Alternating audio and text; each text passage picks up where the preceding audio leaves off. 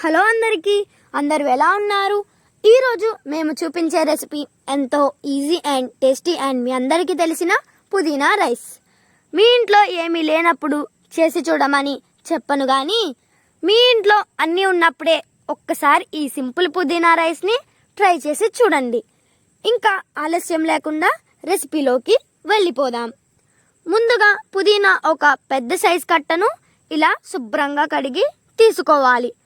Next అందులోకి సన్నగా తరిగిన ఆనియన్స్, కరివేపాకు, కొత్తిమీర, పచ్చిమిర్చి ఒక 4 తీసుకోవాలి.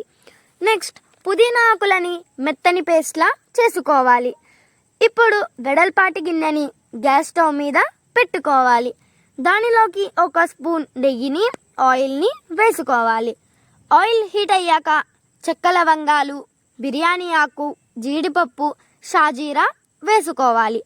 ఇవి వేగాక మనం కట్ చేసి పెట్టుకున్న ఆనియన్స్, పచ్చిమిర్చి, కరివేపాకు వేసుకోవాలి. ఇవి కొంచెం వేగాక ఇందులోకి ఒక స్పూన్ అల్లం వెల్లుల్లి పేస్ట్ని వేసుకోవాలి. దీని పచ్చివాసన పోయేదాకా వేపుకొని ఇందులోకి మనం పేస్ట్ చేసి పెట్టుకున్న పుదీనాని యాడ్ చేసుకోవాలి. ఒకసారి మొత్తం కలిపి ఇప్పుడు కొత్తిమీరను వేసుకోవాలి. నెక్స్ట్ అది చక్కగా వేగేలోపు మనం రైస్ని తీసుకుందాం. నేను ఈ పుదీనా రైస్ని 1 కేజీకి సరిపడా చేస్తున్నాను. రైస్ని మంచిగా కడిగి తీసుకోవాలి. కడిగిన బియ్యాన్ని ఈ వేగిన పుదీనాలో వేసుకోవాలి. దీన్ని మొత్తం ఒకసారి కలుపుకోవాలి. ఇప్పుడు సరిపడా వాటర్ తీసుకోవాలి. ఇప్పుడు సరిపడా సాల్ట్ని యాడ్ చేసుకుందాం.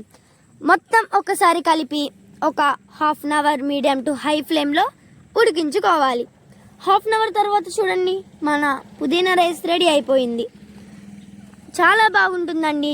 ఇలా ఒకసారి మీరు కూడా ట్రై చేసి చూడండి. మీకు ఈ వీడియో నచ్చితే లైక్ చేసి, షేర్ చేసి, సబ్స్క్రైబ్ చేసుకోండి ప్లీజ్. Thanks for watching.